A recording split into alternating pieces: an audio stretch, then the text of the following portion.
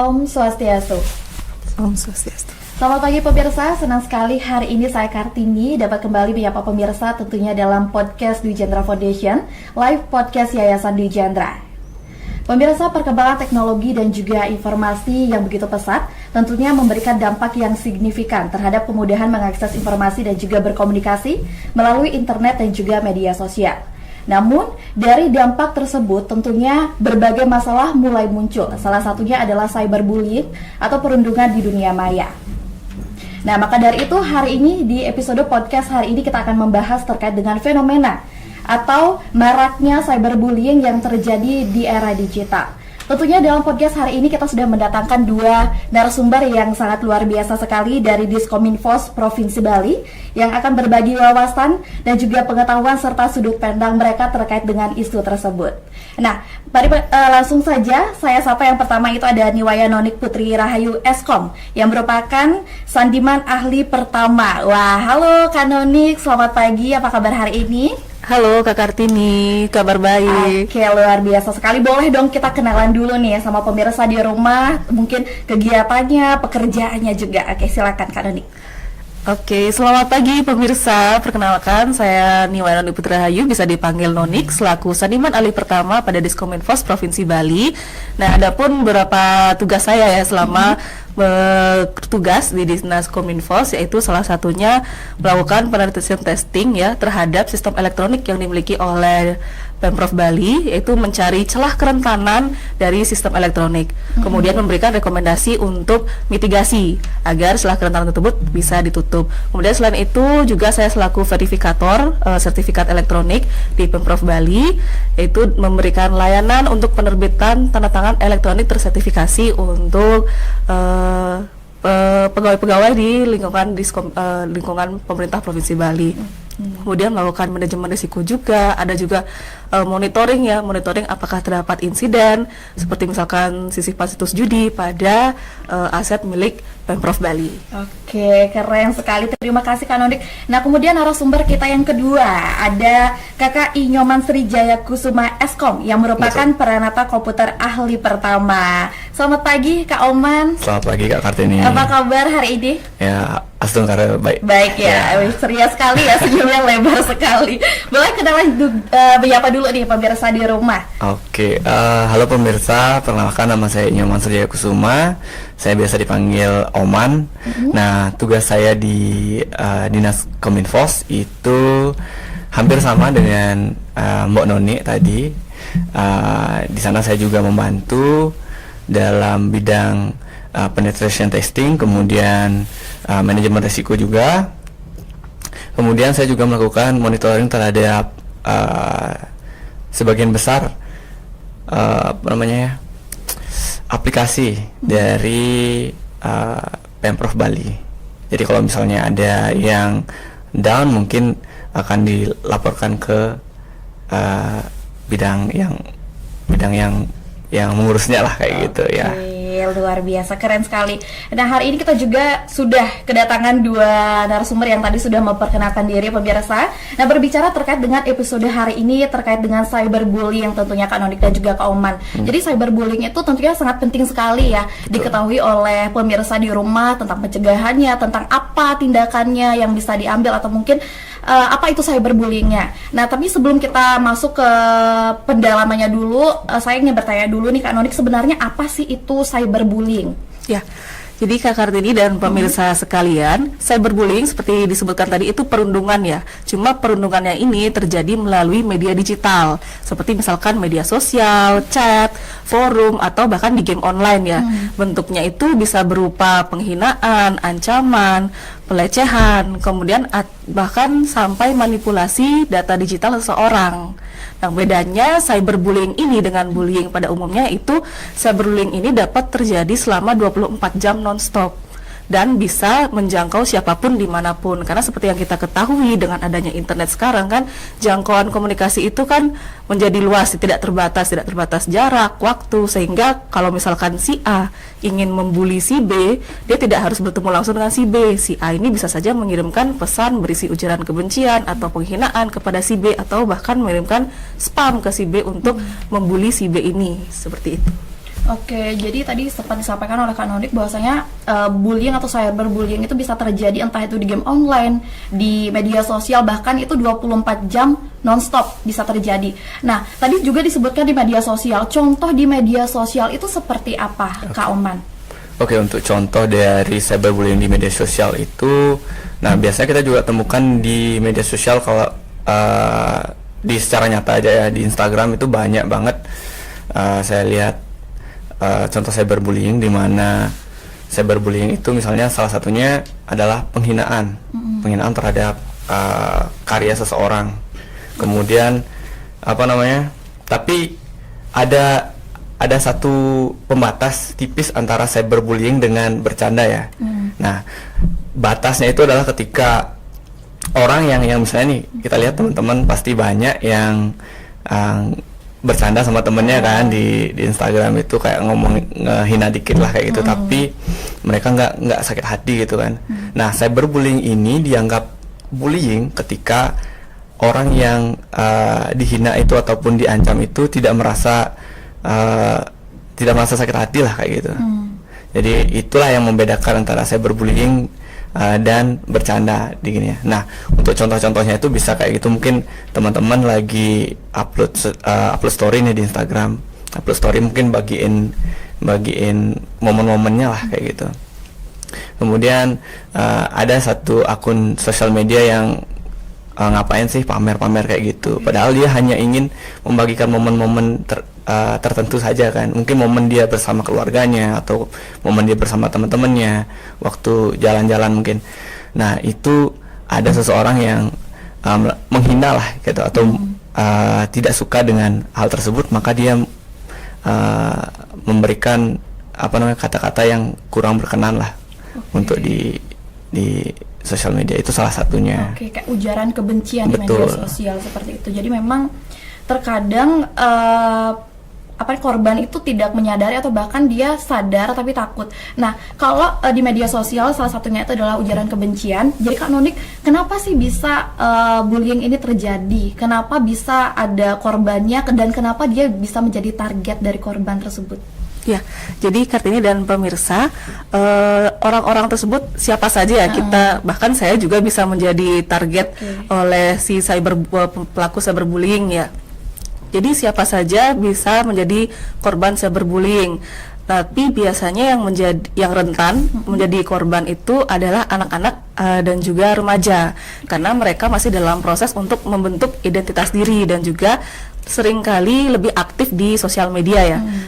Selain itu ada kelompok minoritas atau mereka yang berbeda secara penampilan, orientasi atau latar belakang yang rentan menjadi target cyberbullying karena dianggap berbeda oleh si pelaku cyberbullying ini. Nah, mungkin saya sedikit curhat ya. Sebenarnya saya juga pernah mengalami ejekan seperti itu ya. Tapi mungkin dia masuknya kategori cyberbullying yang ringan mungkin ya. Misalkan waktu itu saya sedang cosplay ya. Nah, kalau cosplay kan mungkin ekspektasi dari orang-orang yang menonton cosplay itu kan si cosplayer ini mirip dengan apa yang di cosplay seperti itu kan. Betul. Nah, waktu itu kan saya juga lumayan berisi ya. Nah, itu dikomen lah oleh orang-orang, kok ini cosplayernya moglong gitu kan, kalau dalam misalnya kan gendut kayak gitu ya, seperti itu. Kalau waktu itu kan saya lumayan merasa sakit hati juga ya. Itu kan jadi sudah masuk cyberbullying juga kan, tapi ya saya cuek aja, oh itu memang kenyataannya, jadiin untuk introspeksi diri aja untuk menjadi lebih baik. Toh saya juga tidak harus menjadi tokoh yang saya cosplaykan kan, saya hanya menjadi diri saya sendiri, seperti itu. Oke, jadi pengalaman pribadi. Oke, jadi karena memang kadang itu kembali ke korbannya sendiri, tapi lebih baik untuk kita mencegah terjadinya bullying itu sendiri. Nah, seperti yang dialami oleh Kak Nonik tadi, kan kembali ke Kak Noniknya sendiri akan merespon seperti apa. Betul. Nah, kalau misalnya kita kan ada di lingkungan sekitar, lingkungan sosial remaja, apalagi remaja paling rentan kan Kak Nonik bilang tadi, bisa nggak kita lihat tanda-tanda misalnya teman kita lagi kena bullying, tapi dia nggak cerita, karena itu kan sering sekali terjadi dan berujung hal yang tidak diinginkan. Jadi kita sebagai teman yang baik, mungkin bagaimana kita melihat nih, oh teman saya lagi kena bullying, mungkin ada nggak Kak, mungkin ciri-cirinya korban bullying ini dari Kak Oman sendiri? Untuk contohnya ya, ciri-ciri ataupun tanda-tanda dari anak-anak atau remaja yang terkena cyberbullying. Jadi biasanya orang yang udah terkena cyberbullying ya udah cuek aja lah kayak gitu kan. Tapi kalau yang udah berat itu biasanya dia tuh terkadang kan mental anak-anak remaja itu kan berbeda-beda kan. Jadi terkadang ada yang sedikit dikatain, sakit hati langsung gitu kan, sakit langsung kepikiran gitu mungkin. Nah biasanya contohnya itu kelihatan dari anak-anak itu yang biasanya dia agak takut nih, karena cemas kalau misalnya mau buka sosial media. Jadi pas mau buka sosial media udah duluan udah takut gitu kan, gelisah gitu, janganlah buka gitu. Kemudian ada ketika di keluarga ataupun di teman-teman dia menarik diri, jadi mungkin dia jadi penyendiri, nggak pernah ya menutup diri lah gitu dari dunia luar. Kemudian mungkin saja dia jadi dari yang awalnya sering upload momennya dia itu jadi nggak pernah upload momennya karena udah sakit hati lah kayak gitu ya, kena mental lah kayak gitu. Nah kemudian contoh-contoh lainnya itu masih banyak lagi, itu salah satunya yang tadi Mbak Noni tadi itu kan ya, jadi lebih ke perubahan perilaku jadinya kayak gitu. Oke, jadi hal-hal kecil dari dulunya dia sering upload story, tiba-tiba kosong story-nya, ada mungkin akunnya di private juga, kan sering juga kita lihat kejadian seperti itu. Baik pemirsa di rumah, jangan kemana-mana terlebih dahulu karena live podcast Yayasan Dwi Jendra akan kembali sesaat lagi setelah informasi berikut. Baik pemirsa, kembali lagi di podcast Dwi Jendra Foundation, live Yayasan Dwi Jendra. Nah, hari ini juga kita sudah mendapatkan satu orang penanya nih, Kak Oman dan Kak Nonik. Ada pertanyaan dari Nonim atau tanpa nama. Ada yang bertanya, Kak, apakah ada undang-undang yang melindungi korban cyberbullying atau ada tempat untuk mengadu jika terkena cyberbullying? Nah, apa kira-kira ada nih Kak Nonik dan Kak Oman? Izin dari saya dulu ya. Jadi untuk undang-undang yang mengatur tentang cyberbullying itu sudah diatur di Undang-Undang ITE. Jadi setiap orang yang melakukan kegiatan cyberbullying itu bisa terkena tindak pidana. Tapi karena pasalnya itu masih terlalu umum, jadi setiap cyberbullying itu seharusnya diberikan klasifikasi yang beda-beda gitu. Jadi ini masih umum banget yang bisa dibilang cyberbullying. Nah kemudian untuk kemana nih kita cerita ataupun melapor kalau misalnya kita kena cyberbullying, itu bisa salah satunya ke yang pertama itu dilakukan cerita dulu ke teman. Kalau misalnya ada teman yang bisa diajak cerita, aku kena bullying nih kayak gitu kan, jadi diajak cerita dulu gimana mungkin ada penyelesaiannya dari teman-temannya yang siapa tahu mereka punya solusinya untuk kita gitu. Yang kedua mungkin dari keluarga dulu deh, keluarga, karena kita tahu keluarga itu adalah orang yang terdekat sama kita kan. Jadi kita kasih tahu ke keluarga dulu, ya pasti keluarga itu ngasih solusi yang terbaik untuk kita kan. Betul. Kemudian yang lain itu bisa kita, misalnya udah takut nih ngomong sama keluarga, ngomong sama teman kita nggak enak gitu kan. Kita bisa ada platform namanya bullyid.org. Itu bisa di sana kalian cerita, mungkin curhat gimana masalah kalian. Kemudian dicarikan penyelesaian untuk masalah yang terjadi seperti cyberbullying kayak gitu. Berarti memang ada websitenya sendiri. Ada. Mungkin dari Kak Noni? Jadi seperti yang sempat disebutkan oleh Oman tadi, kalau untuk undang-undang itu sendiri yang spesifik yang khusus mengatur cyberbullying itu belum ada, tapi yang terkait itu ya UU ITE tadi. Kemudian kemana melapor jika terjadi cyberbullying itu, ya salah satunya seperti yang disebutkan Oman, atau kalau misalkan kasusnya itu lumayan berat dan sampai mengganggu mental ya, bisa mencari bantuan ke ahli seperti ke psikolog seperti itu. Kemudian kalau misalkan itu sampai menuju ke mengarah ke ancaman seperti itu ya bisa dilaporkan ke kepolisian di unit cybercrime-nya. Kemudian kalau misalkan kita menemukan konten-konten misalkan di media sosial ada konten cyberbullying, nah itu kita bisa juga adukan ke Kemenkomdigi, yaitu melalui aduankonten.id seperti itu. Oke, berarti apabila memang dari teman dan keluarga kita masih belum menemukan solusi atau mungkin masih ragu bercerita, sudah ada platform-platform yang bisa kita kunjungi seperti itu berarti ya. Betul. Oke, nah berbicara terkait dengan korban bullying nih Kak Nunik dan juga Kak Oman. Nah, bagaimana sih pengaruh cyberbullying ini untuk kelangsungan hidup korban bullyingnya, entah itu dalam proses belajar, kehidupan bersosialisasi, atau mungkin dalam bekerja seperti itu Kak Nunik. Seperti apa pengaruhnya bisa kita lihat nih? Ya, jadi Kartini dan pemirsa, tentunya dampak dari cyberbullying ini bisa berdampak besar ya, bahkan sampai bisa mengancam nyawa ya. Jadi dampak cyberbullying ini ke aktivitas kita sehari-hari, bisa saja korban yang menjadi korban cyberbullying itu ya bisa kehilangan motivasi dalam belajar, entah dalam bekerja atau hal lainnya, kemudian kepercayaan dirinya menjadi menurun, kemudian takut juga untuk berinteraksi dengan orang-orang, kemudian bisa mengalami stres dan bahkan juga sampai depresi. Kadang kan untuk cyberbullying itu kalimat-kalimatnya itu tidak segan-segan ya, sangat menyakitkan hati, bahkan ada yang sampai suruhan untuk apa sih gunanya kamu hidup atau segala macam yang membuat orang tersebut berpikir apa gunanya saya hidup, sampai akhirnya mengancam nyawa kan, seperti beberapa kasus-kasus yang pernah kita dengar seperti kan. Jadi seperti itu sangat berpengaruh apalagi untuk masa depan si korban nanti, karena untuk memulihkan kesehatan mental dari menjadi korban cyberbullying itu kan tidak memerlukan waktunya tidak sedikit ya, pasti memerlukan waktu yang lama seperti itu. Ya, apalagi itu juga menyangkut kesehatan mental korbannya. Jadi perlu benar-benar penanganan yang serius ya Kak Omar ini.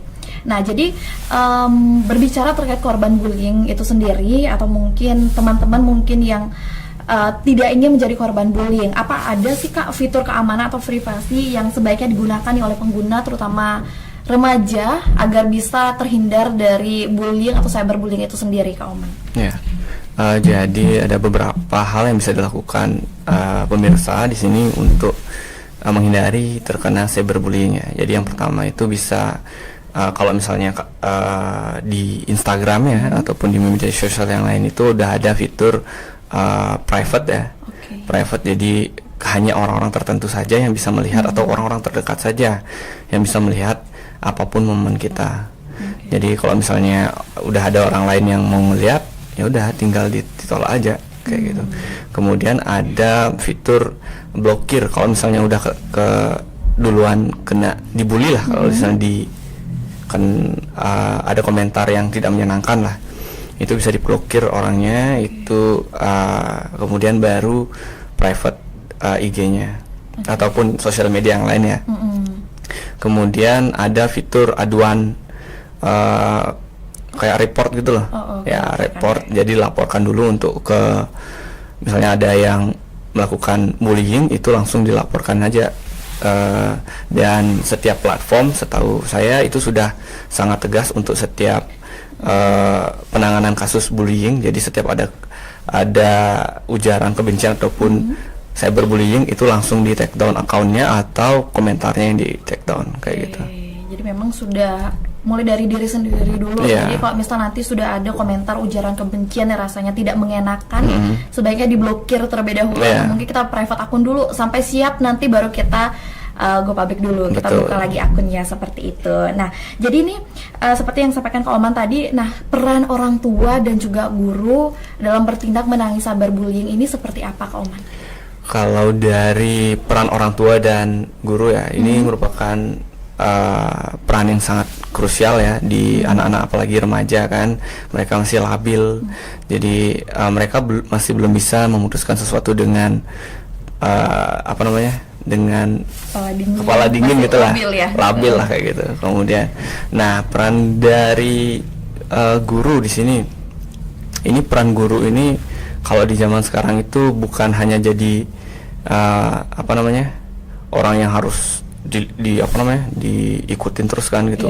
Tapi ada peran guru itu adalah sebagai teman juga untuk siswanya. Jadi kalau misalnya siswa di rumah misalnya ada masalah ataupun nggak enak nih ngomong di rumah, mungkin gurunya yang bisa menjadi penengah atau pendengar dari masalah-masalah siswanya. Siapa tahu nanti gurunya itu ada solusi untuk setiap masalah yang dihadapi oleh siswanya. Seperti itu. Kemudian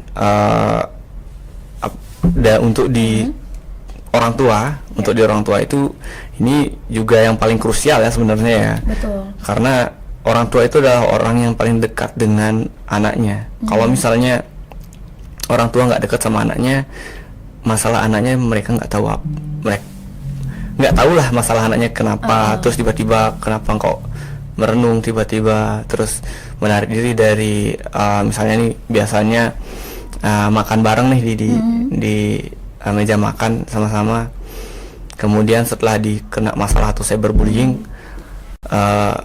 menutup diri nggak pernah ya, betul kayak gitu. Nah itulah peran orang tua yang sangat krusial, menjadi seorang pendengar untuk setiap masalah dari anak-anaknya, karena anak itu juga butuh teman cerita. Seperti itu. Jadi peran guru dan juga orang tua bukan lagi tentang bagaimana harus ditiru, tapi menjadi teman pendengar yang baik untuk anak itu sendiri. Betul. Seperti itu. Nah, jadi ini untuk Kak Oman, terima kasih. Untuk Anoni kita ada pertanyaan lagi. Jadi melihat perkembangan ke depan ini, ada nggak inovasi yang bisa dikembangkan di bidang keamanan digital untuk menciptakan ruang cyber yang lebih aman dan sehat? Ya. Jadi pemirsa, untuk inovasi yang bisa dikembangkan ya salah satunya moderasi AI dan juga machine learning ya. Jadi ada sistem otomatis yang bisa mendeteksi konten tersebut apakah mengandung cyberbullying, apakah mengandung ujaran kebencian, hinaan atau segala macam. Kemudian AI ini kan bisa mempelajari pola-pola dari cyberbullying ya. Kemudian supaya nanti bisa otomatis ditandai konten yang berisi cyberbullying atau justru langsung diblokir konten-konten tersebut secara real time agar tidak semakin luas menyebar. Kemudian ada juga bisa mungkin dengan game edukatif untuk anak-anak terkait dengan apa itu cyberbullying, dampaknya bagaimana, dan bagaimana sebaiknya beretika di dunia maya seperti itu ya. Selain itu juga bisa dengan verifikasi mungkin untuk pembuatan akun itu akan lebih ketat ya jadinya, supaya tidak bermunculan akun-akun palsu yang membuat konten-konten tentang cyberbullying. Kemudian bisa juga dengan kampanye-kampanye ya literasi terkait anti cyberbullying, kerjasama antara pemerintah, kemudian dengan sekolah dan juga komunitas seperti yang kita lakukan sekarang ini. Kemudian juga bisa melalui influencer ya yang punya pengaruh besar di media sosial seperti itu. Jadi memang peran dari segala aspek murni diperlukan, pemerintah, orang tua di rumah, guru, bahkan orang-orang mungkin yang punya pengaruh besar seperti yang Kak Anonik sampaikan. Nah, mungkin dari Kak Anonik dan juga Kak Oman, sebelum kita akhiri, apakah ada nih yang ingin disampaikan kepada pemirsa di rumah khususnya untuk korban bullying? Oke. Jadi pesan saya terkait dengan cyberbullying ini, dunia siber itu merupakan cerminan dari dunia nyata ya. Memang mungkin kita bisa bebas berekspresi di dunia siber atau dunia maya, namun tetap ingatlah untuk menjaga etika dalam berinteraksi di dunia sosial, di dunia maya ya. Karena jadilah pengguna yang bijak, kemudian mempertimbangkan apapun itu sebelum kita bagikan. Kemudian jika melihat ada kasus cyberbullying itu jangan diam, bantu dilaporkan. Kemudian lindungi diri kita sendiri juga dan bantu sesama jika ada yang mengalami cyberbullying seperti itu. Dari Kak Oman? Kalau dari saya itu mungkin closing statementnya ini jadi ingat kalian sebagai pemirsa yang di sini, ingat cyberbullying itu nggak enak loh. Jadi kalian yang sebagai pemuli itu nggak selamanya orang itu senang dibully kayak gitu. Ada yang nggak suka juga. Kemudian ini ada sedikit quotes ya. Ingatlah bahwa dalam situasi tertentu dampak cyberbullying itu dapat mengancam nyawa. Jika kamu melihat ini terjadi pada seseorang yang dikenal, coba tawarkan dukungan dan bantuan. Jangan sampai orang yang terkena cyberbullying itu sendiri ya. Jadi harus tetap dilihat, tetap dirangkul juga. Seperti itu. Oke, terima kasih. Berperasaan sekali sepertinya Kak Oman ya. Sepertinya pernah menjadi Aduh, pokoknya jangan sampai jadi korban, jangan sampai jadi pelakunya Betul. apalagi. Iya. Mungkin saya tadi ada kelupaan sampaikan sedikit ya terkait inovasi untuk cyberbullying ini ya. Mungkin nanti bisa di akun-akun itu ya, kalau misalkan Instagram yang terverifikasi itu kan ada centang birunya ya. Nah mungkin ini nanti di akun-akun yang sering memberikan komentar positif dan membangun itu bisa ditambahkan badge gitu ya. Tanda plus gitu, mungkin plus hijau. Oh ini akunnya positif gitu, positive vibes gitu. Nama kredit berarti ya. Tapi jangan pakai ini dong, jangan pakai kredit tapi ya. Saya berdasarkan analisa dari yang dilakukan oleh akun tersebut, atau justru sebaliknya akun tersebut kalau misalkan sering memberikan ujaran kebencian, postingan hate segala macam, itu bisa ada badge ini akun negatif gitu loh. Jadi orang-orang kan bisa menghindari akun tersebut. Jadi kita hindari sebisa mungkin orang-orang toksik seperti itu. Oke, betul. Semacam reward juga ya. Iya. Oke, baik pemirsa di rumah jangan kemana-mana dulu karena live podcast Dwi Chandra Foundation akan kembali sesaat lagi. Halo pemirsa, kembali lagi di live podcast Yayasan Dwi Chandra. Nah, kita juga sudah mendapatkan satu orang penanya, Kak Oman dan juga Kak Noni. Langsung saja kita bacakan. Jadi pertanyaannya dari Nonim. Apakah pendidikan literasi digital di sekolah saat ini efektif dalam mencegah cyberbullying? Apa yang perlu ditambahkan atau diubah dalam kurikulum? Oke, silakan menurut Kak Noni seperti apa ini? Ya. Terima kasih atas pertanyaannya. Jadi dari Nonem ya, Iya, betul. Untuk efektivitas dalam mencegah cyberbullying ya, literasi di sekolah itu, kalau bisa dikatakan efektif itu kan harus dilakukan secara berkelanjutan, kemudian interaktif dan juga praktis, serta dapat melibatkan semua pihak ya, guru, siswa, kemudian juga orang tua. Jadi kalau menurut saya, kalau saat ini kan masih terjadi juga ya kasus cyberbullying tersebut, jadi mungkin agar tetap ditingkatkan juga dan agar tetap berkelanjutan untuk literasi digital di sekolah-sekolah seperti itu. Kemudian untuk kurikulum yang perlu diubah atau ditambahkan ya, mungkin mohon maaf karena ini juga bukan bidang kami dan ranah kami, jadi kami hanya bisa share seperti tadi saja. Oke, jadi untuk cyberbullying tersendiri itu harus konsisten dilakukan ya, seperti kita podcast saat ini juga termasuk bagian dari pencegahan cyberbullying di dunia pendidikan. Betul. Iya, seperti itu. Oke, baik pemirsa, pertanyaan tadi sekaligus menutup perjumpaan kita pada hari ini. Terima kasih juga kami sampaikan kepada kedua narasumber yang sudah menyempatkan hadir pada podcast hari ini. Saya Kartini mengucapkan terima kasih dan pamit undur diri. Om Santi Santi Om. Sampai jumpa di podcast episode selanjutnya.